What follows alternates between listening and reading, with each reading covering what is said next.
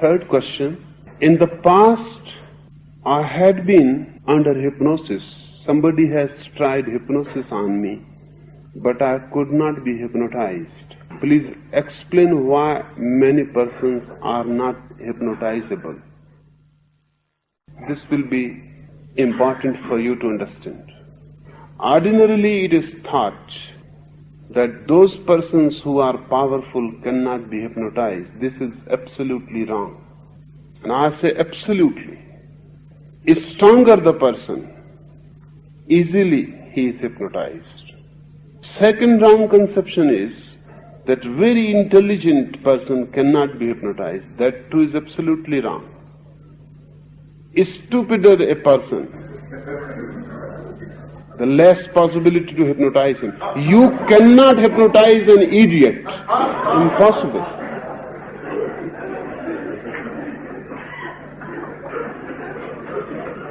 You cannot hypnotize a madman. Impossible. More intelligent a person, he can be easily hypnotized. Why? Because hypnosis needs cooperation. The basic factor is cooperation, your cooperation. The idiot cannot understand what you are demanding, what type of cooperation. The madman cannot understand what you are demanding. Only an intelligent person can cooperate. And hypnosis is possible only when you cooperate. So if you are paranoid, schizophrenic, neurotic, you cannot cooperate. If you are very much afraid and fear complex is there, you cannot cooperate. A person who can trust can be hypnotized easily. A person who cannot trust anybody cannot be hypnotized. Because the person who is hypnotizing is not using any force on you. This is again the third wrong conception, that the hypnotist is using some force. No, not at all. Hypnotist has got no force to use. Hypnotist is only using your force, so you have to cooperate. If you don't cooperate, nobody can hypnotize you. Cooperation needs trust, because you will be unconscious. So you don't know what this man who is hypnotizing will do to you. So look, I have been experimenting many things. A Western woman is more easily hypnotizable than an Eastern, because the Eastern woman is always afraid of sex. She is unconscious. Who knows what this hypnotist may do? Western women in that sense have become freer, less afraid. They can be hypnotized more easily. A person who is guilty about something is very difficult to be hypnotized, because he is always afraid that when he is unconscious, the thing he is hiding may come up. A person who has committed some sin, or thinks he has committed some sin, and is hiding it, will be very difficult to hypnotize. Only a simple, innocent person can be hypnotized, because he has nothing to hide. You cannot bring anything out. He has no secrets. If you have secrets and you don't want them to be exposed, you cannot trust anybody, because hypnosis means now your unconscious is available to the hypnotizer. He can penetrate deep down. He can bring anything that you are hiding. Those persons are not hypnotizable who fall under these categories. More intelligent, less guilty, less afraid, trusting, cooperative.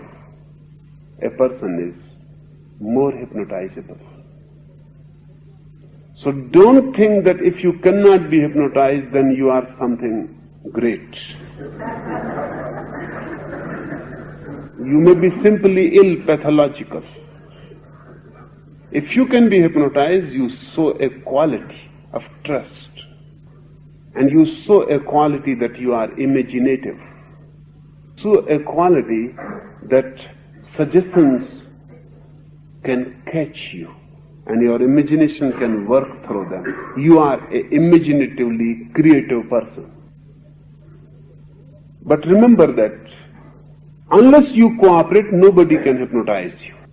Nobody. Even if Mesmer comes, he cannot hypnotize you if you don't cooperate. Your cooperation is needed. Your total willing is needed. And then too, you are not completely in the control of the hypnotist. A part of you remains alert even in then. And if the hypnotist is going to force you to do something against you, you will suddenly come out of hypnosis. It happens. One of my brothers was serving in an office. He trusts me, and I wanted him to leave that service. And he is such a person that whatsoever the situation, he will not like to change it. He was not getting good pay. The office was in every way useless, no possibility for creative growth. So I was saying to him, leave that office. But he is the type, whatsoever is going on, he wants to continue, no change. So I hypnotized him. He trusts me in every way. But that day he was mistrustful because he was aware that if he gets into hypnosis, I am going to say, leave that service. So everything was okay. He followed, but a part of him must have remained aware, alert, that I should not suggest that thing. So he followed everything, even the pin he will not feel. I tested in every way. He was hypnotized completely. There was no possibility. And then I said that leave that service immediately. He came out of hypnosis. He said, don't say that.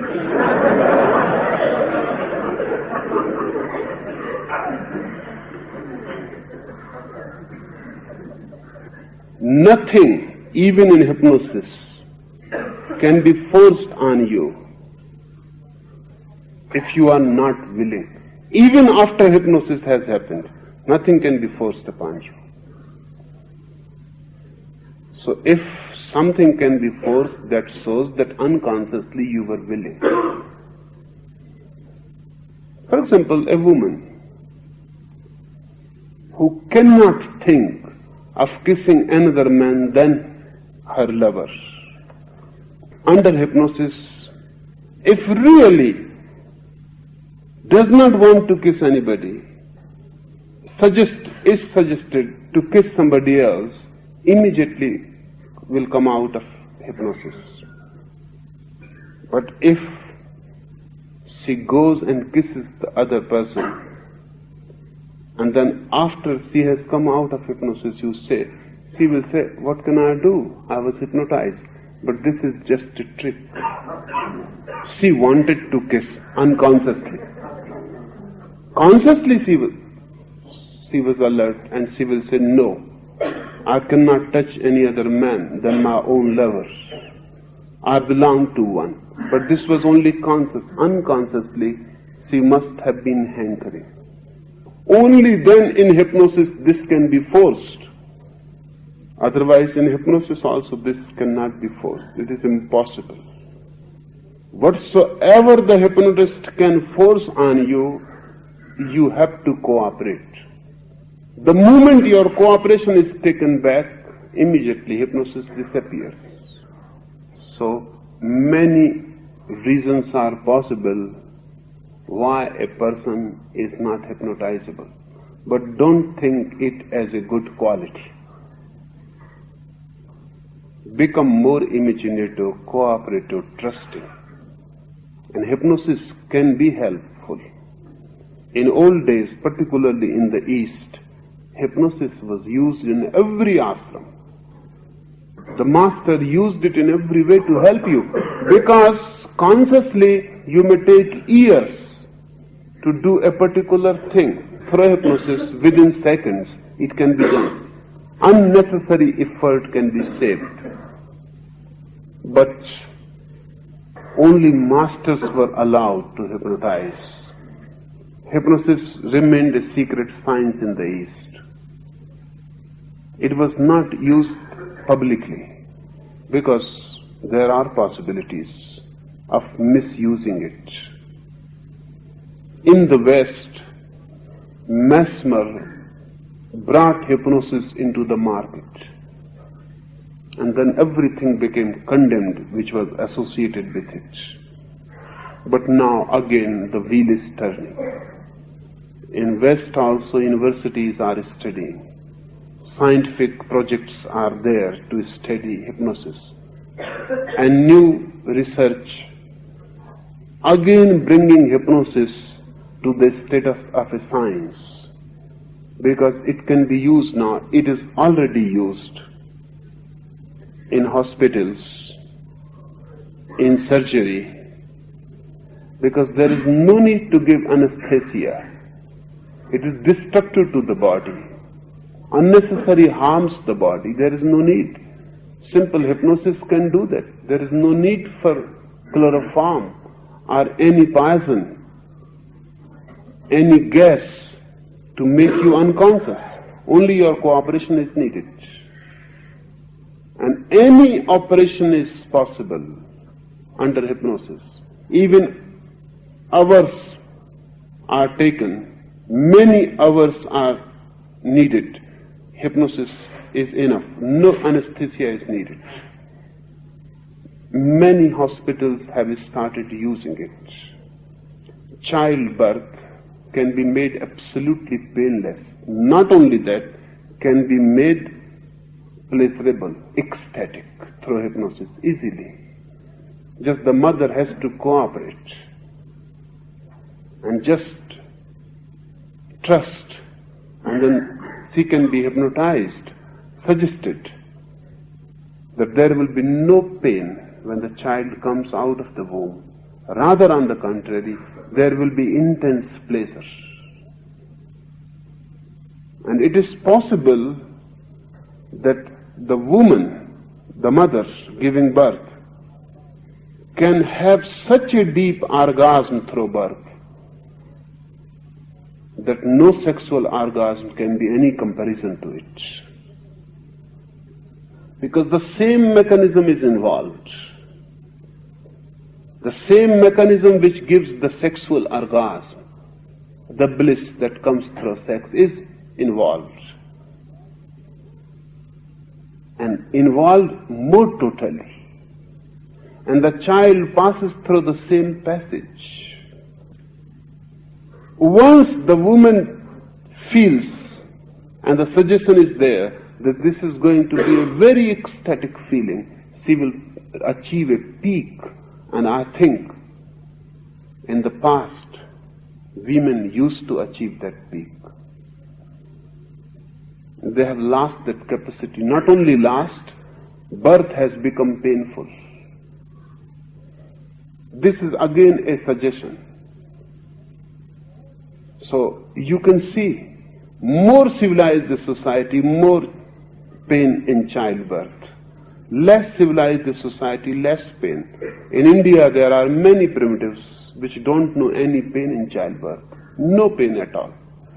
And there are some tribes even on the earth today, in Tibet and in other interior parts of Mongolia, where women go simply mad in ecstasy when the child is born. And that may be the cause. Because every woman deeply longs to be a mother. No man longs to be a father. He wants to be a husband. No woman simply longs to be a wife. She wants to be a mother. That's a basic difference. And the reason I think is that in old days, in very ancient days, women used to achieve the supreme pleasure of their life through childbirth that has remained in their unconscious still. They want to be mother. A father is just formal. You don't achieve anything through becoming a father. You don't give any birth. You are just an spectator. So father is just a social convention. Mother is natural phenomenon. Father can be any day discarded. It is just institutional. Mother is a natural phenomenon. Every woman longs to be a mother. Only then she feels fulfilled. That this feeling must be based on some ecstasy that was there in the beginning, and women have lost it. It is just a suggestion that childbirth is painful. But through centuries it has gone deep. It can be changed.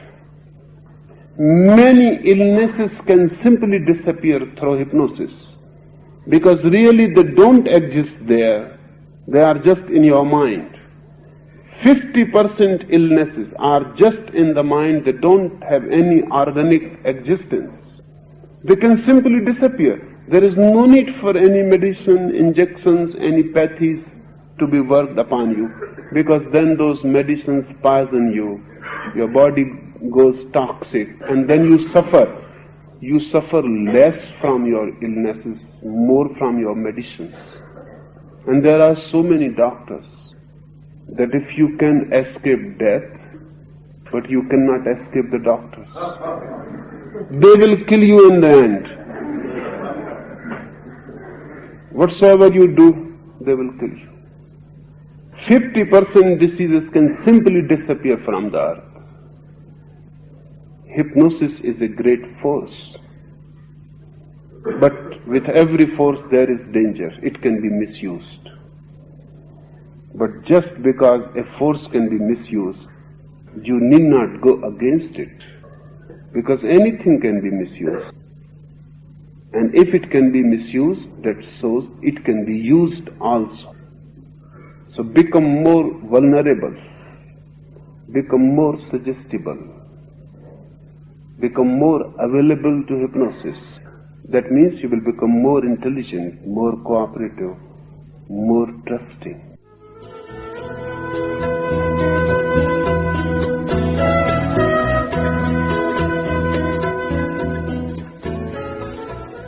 Beloved Bhagwan, I understand you to have said that in hypnosis one's problems can be worked out on an unconscious level, and that this method has the advantage over psychotherapy in that it can cover a lot more ground in a far shorter time.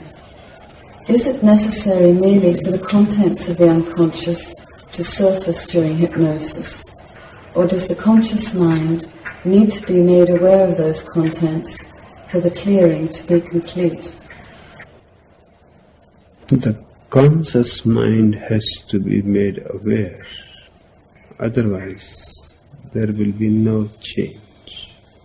Contents of the unconscious mind are repressed by the conscious mind. To reverse the process, they have to be brought back to the conscious mind.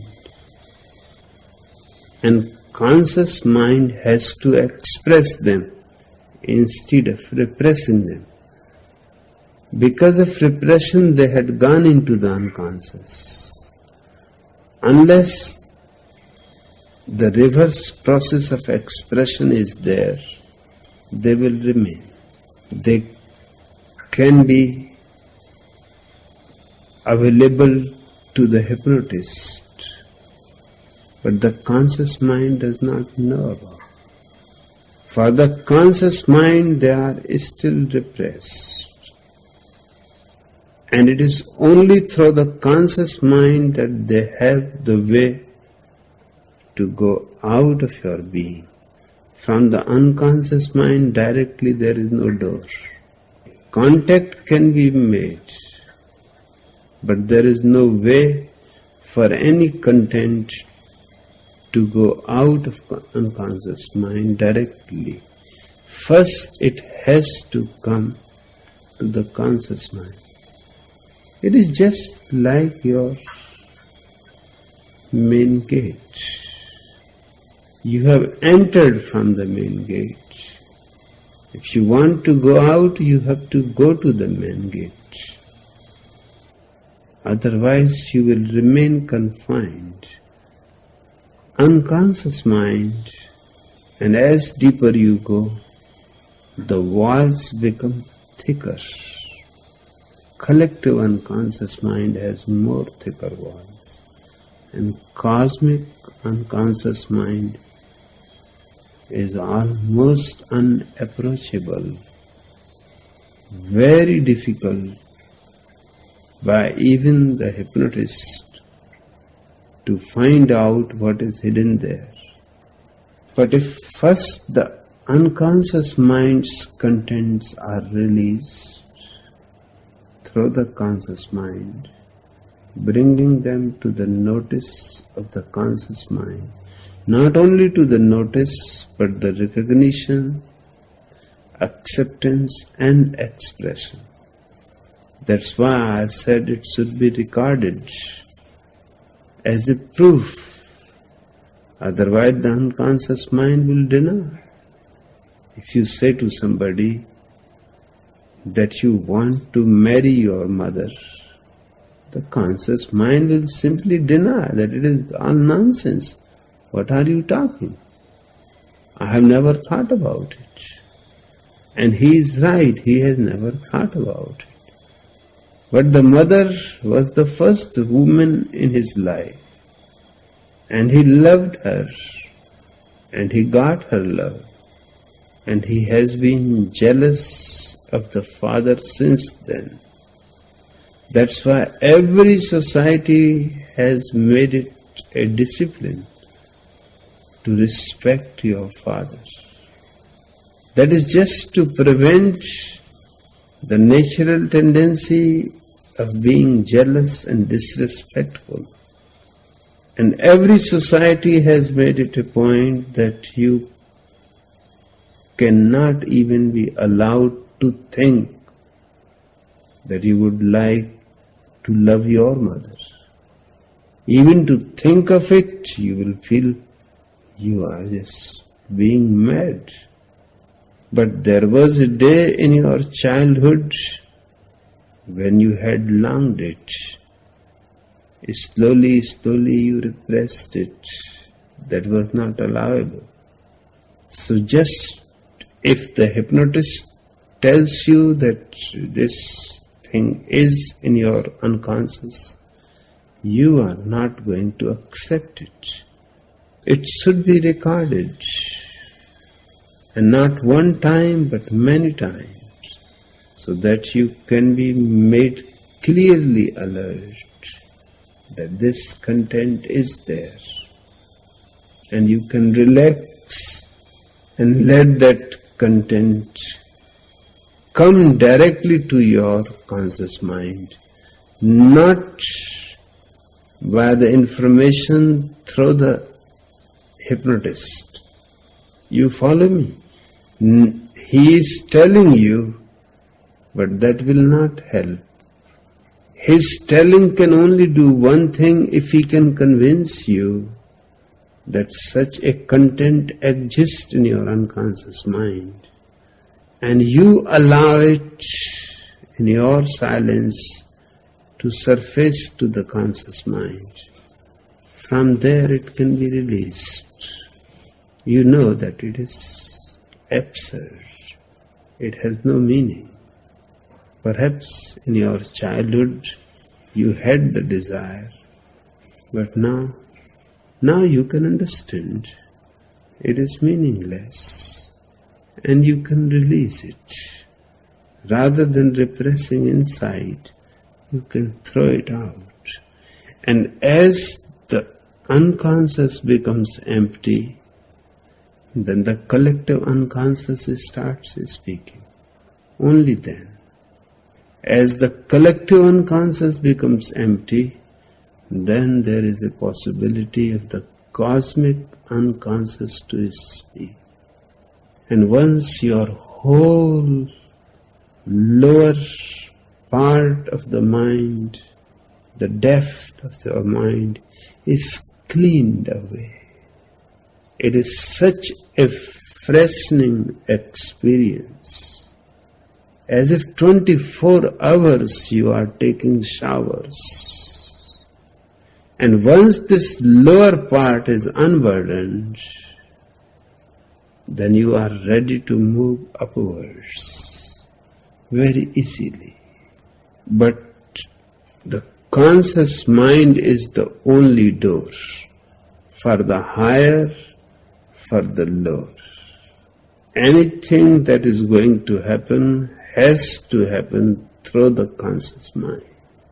Sigmund Freud and his school has not been very successful for the simple reason, you will be surprised to know that first he had been an apprentice of a hypnotist, a very famous hypnotist in France.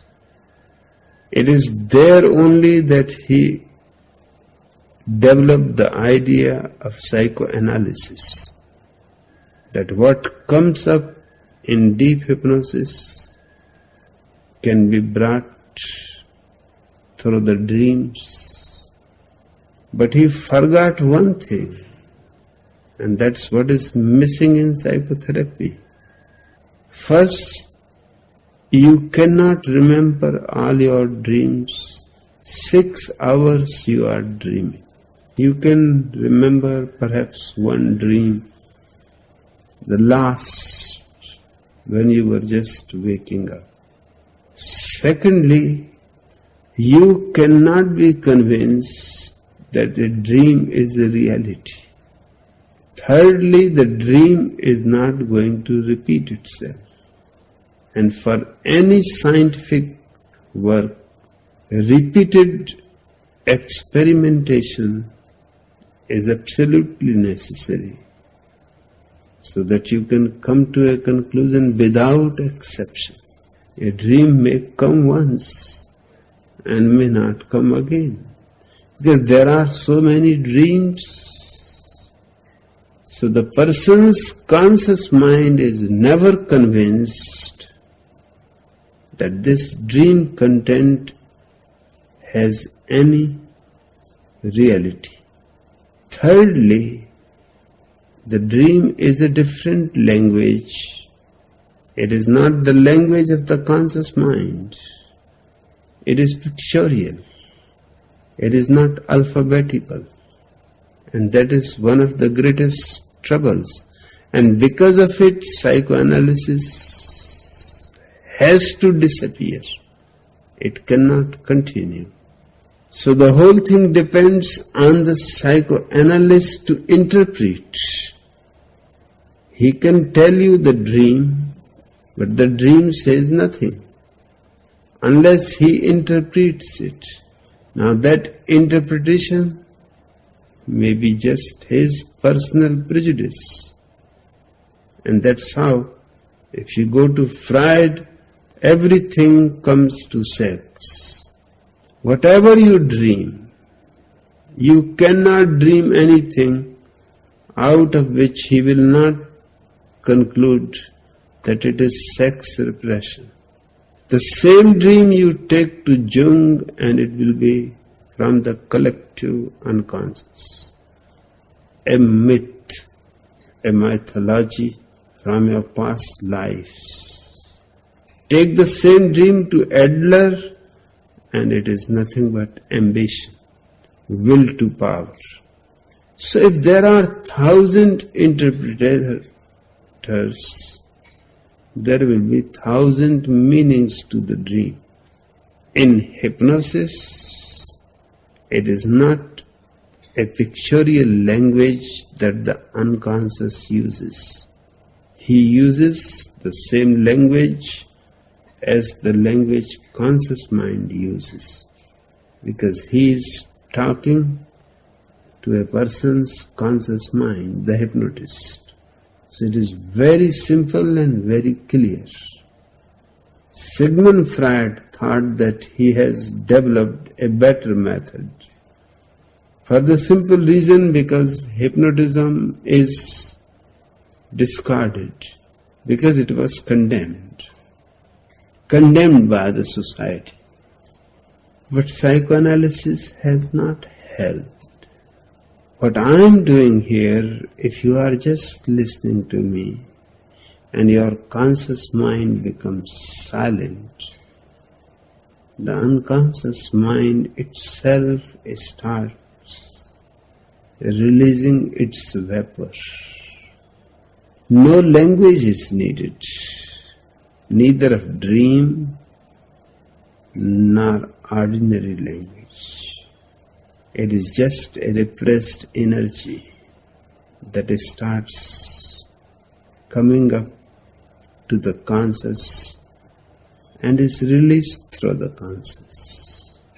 Once we have cleaned the lower side, then we can easily move to the upper realm.